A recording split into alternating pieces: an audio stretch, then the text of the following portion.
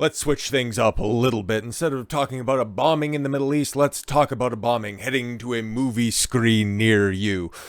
We got to make some jokes about this stuff because everything that I've been looking at over the past, 72 hours has been awfully grim. And Christ almighty, let's just joke around for a bit, shall we? At the expense of a multi-billion-dollar company. At a multi-billion-dollar company that can't get out of their own way. Listen, man, they had a license to print money, okay? The Marvel Cinematic Universe is the most successful, and probably always will be, the most successful film property of all time. Nothing comes close. Like, what's second place? Harry Potter? That had 8 films, okay? There were $8 billion films, all within the Marvel Cinematic Universe, and now, okay, those chickens came home to roost. This, 5-year slot, because you think anything else coming out in 2024 is going to course correct unless they start to cancel more projects. But no, they're stuck in this holding pattern. Everything post Endgame. Everybody who was more watching the stuff at the time, I punched out at Iron Man 3, which is still heralded as one of the worst films to ever come out of the MCU, I would argue, of all time. But then again, I've got relatively high standards, but there's going to be a hell of a lot of competition with a lot of that 2020 moving on into the future Marvel properties, because for as good, like for the people that were watching this stuff, reviewing it at the time, WandaVision, first 3 episodes, everybody was kind of intrigued by that idea. Hell, even if you weren't watching it, you still heard, secondhand sources, people were watching it. It's like, oh cool, it's got that 50s aesthetic of television, then moving into the 60s, 70s, 90s. Okay, where's all of this stuff going? It's really cool. And then by the end, it's apologizing for somebody that enslaved a city. I thought we weren't going to be talking about Middle East politics, but anyways, no. One of those people that was central to that show that came out in 2020, 3 years ago, is right there on screen. Do you even know who it is? Okay, do you even know the name of the character? Well, frankly, anybody who's going to be showing up to the theaters outside of the reviewers themselves are just going to be looking there. It's like, what do we do? Nobody cares. Nobody cares about this stuff, and it is starting to show. And they're going to have to course correct big time. This is going to slap them in the face. This type of embarrassment, man, I don't even think Disney was ready for it. Like, they were already braced for it at the beginning of the year when it came to Ant-Man and that not making $500 million. I think it ended up landing at $450 million. Like, that was pretty bad in and of itself. But this right here, strap in, or in the case of the Marvels, strap on. New opening weekend box office projections have been revealed for Marvel Studios' upcoming Marvels film, and it claims the film will make less than box office loser Ant-Man and the Wasp: Quantumania, and could claim the spot for not just the lowest opening weekend in a Marvel Cinematic Universe history, but the lowest grossing MCU film overall. Fucking oof, man. But it's supposed to be good because, hey, the first one made $1 billion. Wow. Box Office Pro, okay, the place where you can pretty much go and track, every minuscule detail when it comes to box office results, tallies, polls, projections. Okay, they're very accurate and up to date on this stuff, so you can go ahead and take them, and we use that on a regular basis when we're talking about the movies like this. So, they shared their projections for the Marvels, claiming the film will only gross between, $50 and $75 million domestically. Wow. Bruh. Okay, just think about this for a second. Okay, when Black Widow came out in its staggered release, where it came out simultaneously in the theaters and then also on Disney Plus at the same time for a premium fee, that made over $100 million.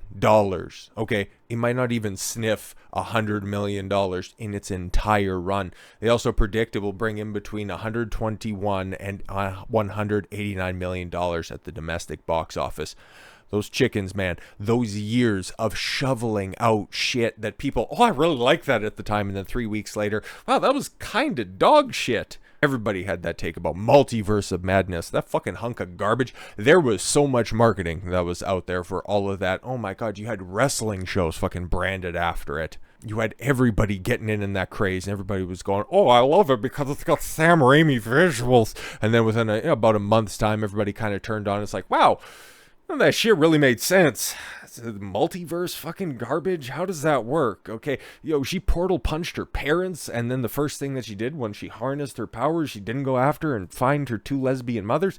It's kind of fucking weird, okay? And then the next pile of garbage that came out after that was Thor Love and Thunder, and that had an even shorter shelf life because, well, it did the ultimate sin of being a comedy and not being fucking funny at all. How many times can you go back to the well on laughing or screaming goats? It's like, come on, Taika Waititi. People say that you have a knack for comedy, but you just don't have a knack for writing, apparently. And then when it came to Ant-Man and the Wasp, who was barely in the film, Quantumania, nobody liked that shit. But what about the one outlier, Guardians of the Galaxy 3? Yeah, everybody went to that for nostalgia, and it was heavily marketed. It's kind of strange for as much as Marvel, or Disney rather in this sense, likes to put all of their groundbreaking decisions. Oh, this is the first black lesbian born on the south side of Chicago to direct a Marvel film. They'll go ahead and market that. The way that they marketed Guardians of the Galaxy was, it was a James Gunn production. You know, the guy who put his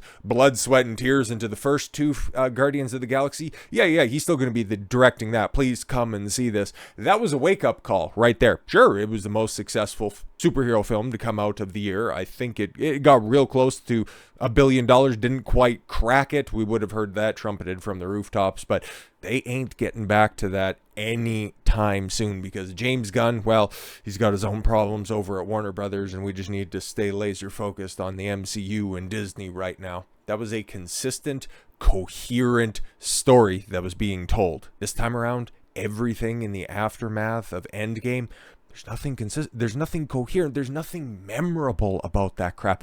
Like, I glossed over so many projects, okay? I've heard reviews, I've listened to people dissect this shit because it's more entertaining than actually watching this tripe. And the common thing is, you want to sell yourself on having this interconnected universe.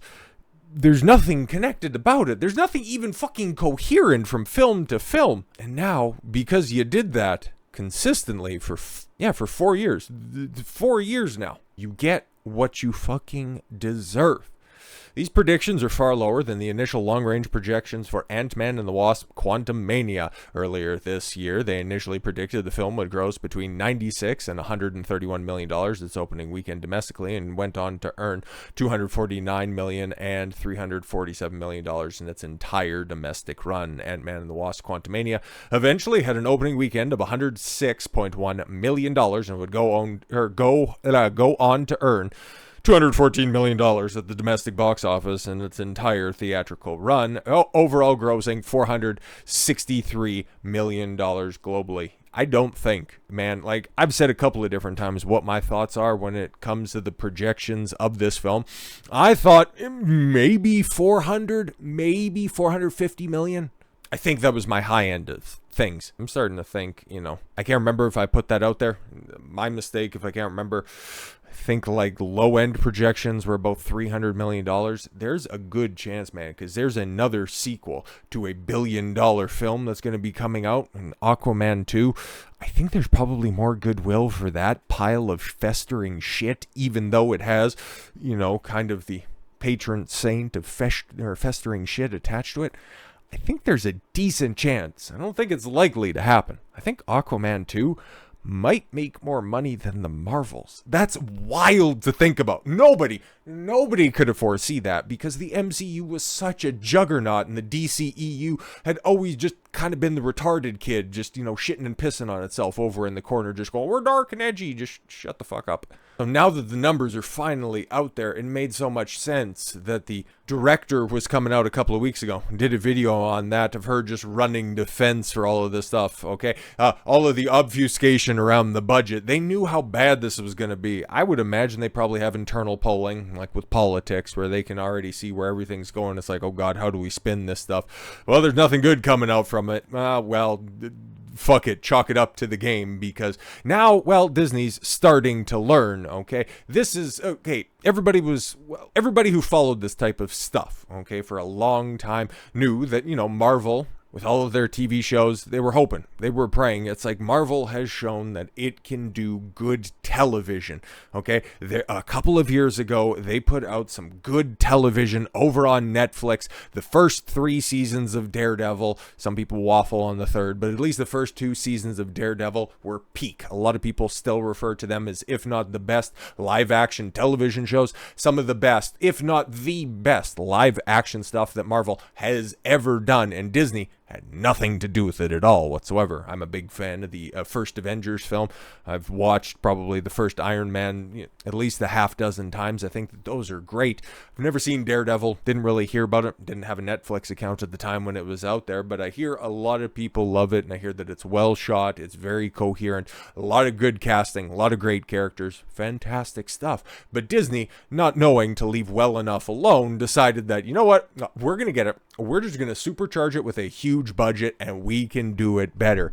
Well, thankfully for people who are fans of that property or are fans of good taste, don't have to put up with that bullshit, because it was one of the casualties of the strike for very good reason. Daredevil hits reset button on as Marvel overhauls its TV business. Yeah, it's not good what we're hearing out of this, okay? It didn't take long to see the problem at Marvel Studios. Daredevil Born Again paused production in mid-June during the writer's strike. Fewer than half of its series, 18 episodes. 18 episodes! When, I think, because they have a little chart that's down there, the longest series that Disney has done with these D-plus shows, I think it's 9? 9 episodes is the longest run. Everything else has been very short, but they were going to do 18 episodes? It's like, yo, the reviews that I hear about this stuff for a long stretches of the runs of these not very long miniseries, it's like there's not a lot of shit that happens. So if you're just going to go ahead and fucking shit out 18 episodes, it's like you're just begging people to eat a bullet. But it was enough for Marvel executives, including Chief Kevin Feige, to review the footage. Yes, because they shot episodes. Okay, they weren't done writing the rest of the season, which is a problem that Marvel has been dealing with because, hey guys, the first Iron Man script wasn't done, and that was a success, so we can continue to emulate that. Well, you aren't quite as talented as Jeff Bridges, Robert Downey Jr., or Jon Favreau back when he used to give a fuck about the shit that he did. You are dealing with some of the most inept motherfuckers who ever grace the silver screen now. They ain't quite the same. So in late September, Marvel quietly let go of the head writers Chris Ord, Matt Corman, and also release the directors. Yeah, everybody got shit canned. Like, this project in this incarnation is never going to see the light of day, even though they have shot not 1, not 2, but 8 episodes. That's what's being reported. That's the rumors that are out there. Can't confirm that or not, but there are multiple episodes of this show shot. At least, for the first 4 episodes, they can confirm the storyline that is going on, and boy, sounds like ass, just to be completely honest. The studio is now on the hunt for new writers and directors for the project. Probably not looking all that hard, which stars, Charlie Cox is Matt Murdock, the blind lawyer turned superhero. That's Daredevil's real name, guys. And guess what? Peter Parker is also Spider-Man.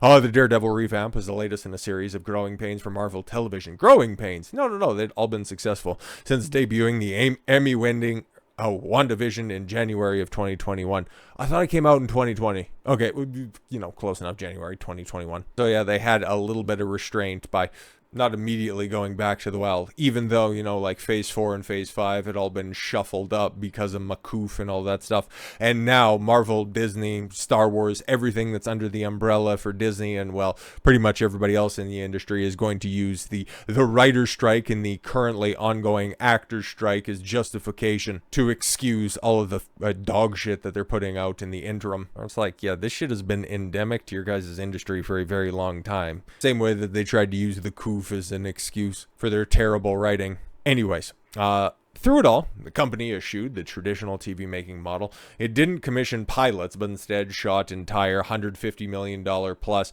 closer to $200 million. That festering pile of shit that some people did watch that was Secret Invasion, that if you didn't like, you were a racist, sexist, bigot, Trump supporter, according to Samuel L. Jackson. That cost that $212 million.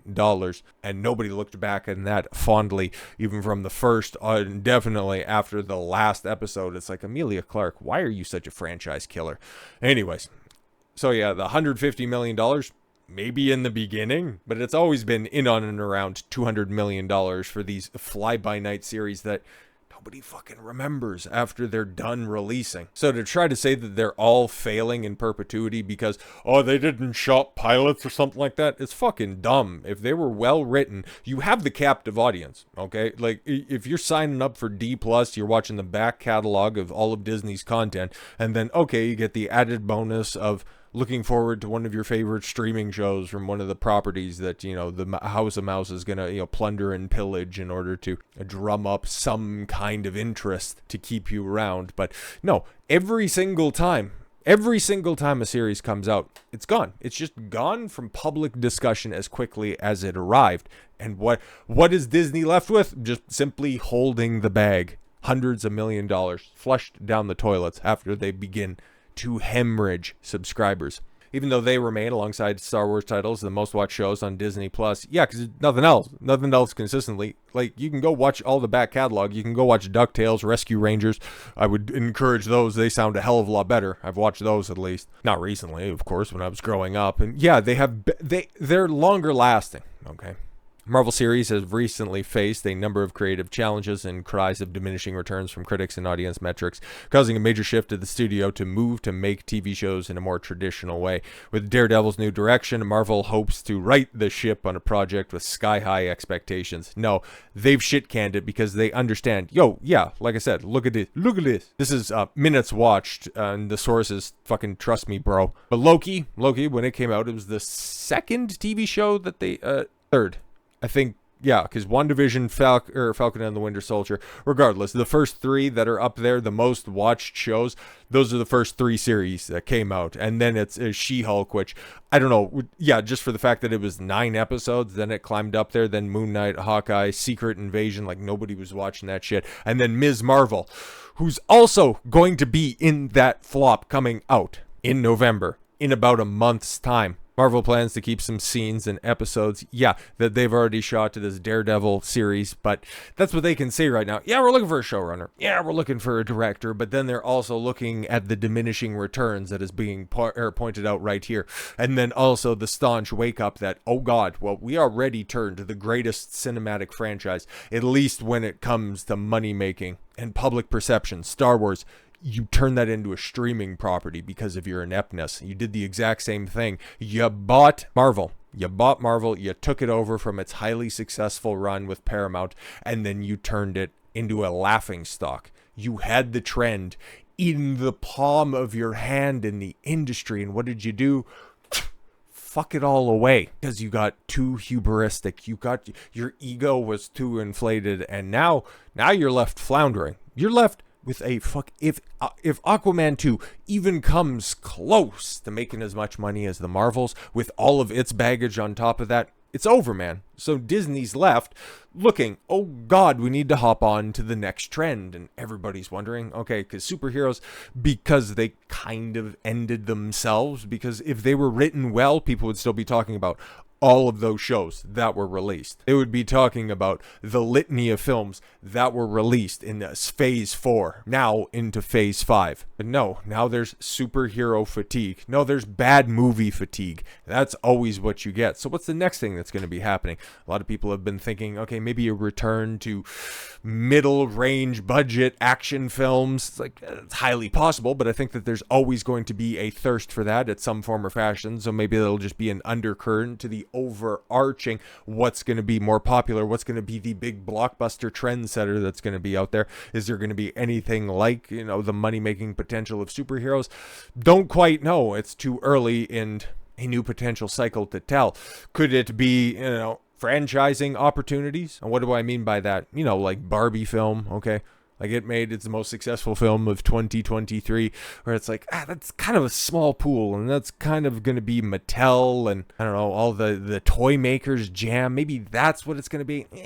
Maybe not. We'll have to see. One film does not quite make an entire trend. Hell, we've seen on the guys' side of things, the G.I. Joe franchise try to start and stop and start and stop, and that's never gone anywhere. And I would say that that's probably about the equivalent to Barbie for men. So we'll see. that Polly Pocket, written and directed by Lena Dunham, sure looks positive. But the other one that's been thrown out there is what's going to replace superheroes is video game adaptations. Now, there has been, for a long time, that was always ooh, buddy, you kind of like them ironically. Like this Mortal Kombat film. I love the first one. The second one, oh boy, within like the past decade or so, I tried to rewatch Annihilation. I remember watching it on TBS. It would always come on Saturday or Sunday like that. I loved the shit out of it, and I tried to watch it. And I got to the first time that Shao Kahn turned up in the sky and that CGI was so absolute dog shit and the acting performances were so terrible, I just turned it off. And I still got the Blu-ray copy. I know I got the Blu-ray copy of the first two. I think it's a double pack, or I got them on the cheap. Regardless, I'm never going to watch that again. That was just like, wow, that aged like milk, or like the MCU. But what else prior to Barbie that came out was the best performing movie of 2023? Super Mario Brothers, okay? Like that went gangbusters, and everybody liked that, okay?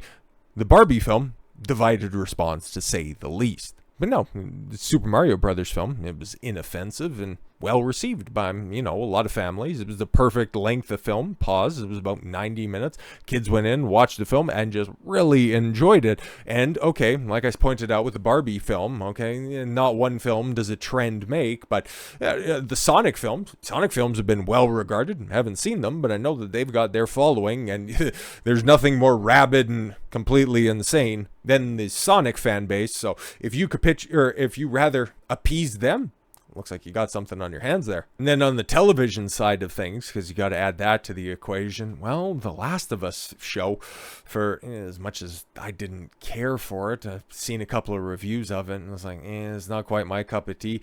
People really did like it, and it did really well for HBO. So it's like, yeah, you got the inklings, and if you do it correctly, like Nintendo, there's, so many different franchises that they can do, films of, okay? It'd be really cool to do a sci-fi epic with Metroid. That would be super cool, okay? The big adventure set piece with Legend of Zelda, which I think is in production in some form or fashion, obviously. And then you can also have like an Avengers type situation where you just come together, everybody comes together, and there's a big Super Smash Brothers crossover. Like, the potentials are endless when it comes to Nintendo. And then, of course, video game adaptations, now that they become more cinematic over, well, about 30 years at this point in time, the opportunities are endless over there. And Disney, what kind of video game franchises do they have? That's why they're scrambling, man, and they're going to be trying to get into the video game thing. Hey, you guys heard about that video game thing? Well, they're looking at buying EA. EA, man.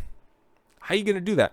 How you gonna do? Like, Disney's already behind the eight ball, when it comes to completing the purchases that they already have to. Hulu looking directly at you. They can't quite come up with the money that's over there. And then, of course, like the Marvels isn't gonna fucking make you any money. It's gonna end up losing you money. I mean, guys, it's gonna be big, tough. It's gonna be almost an insurmountable challenge for Disney to recover and retake its crown as the top dog. And just think about everything that they had, how high they were riding. You had Pixar. Now that name has gone completely to trash. You had Star Wars. You had Lucasfilm. You took Star Wars, okay? Something that was guaranteed to print money if you just did it right, and you didn't. And now the last film that was in theaters was in 2019, and there hasn't been a sniff of another one. Oh, there's going to be another Rey movie that's coming out in the future sometime. Fantastic. The bitch that helmed the trilogy that effectively killed the franchise, that'll do gangbusters. Take a look at what the Marvels is going to do, and then probably 2/3 of that you can hope that Star Wars will do. And remember, there was an Indiana Jones film that came out this year. Yeah, no, exactly. You killed Lucasfilm. You spent $5 billion to acquire that, and you didn't even make back the money on that investment. That is wild to think about. And then, yes, of course, the previously mentioned MCU. You bought over the hot product. You made it its most profitable it was during that time. Got to give you your props where it's due. But now, look at it. Look at what happened. You massacred my boy by turning it all into women. You reap what you fucking sow. It's a male property. You decided to bitch it all up. Now you turned your audience into those same bitches, and they're as fucking flighty as it gets. You get what you fucking deserve. So with all that said, thank you all very much for the gift of your time. I've been Don Consuelo. I want you to follow your gut and get after it. Take care, everyone.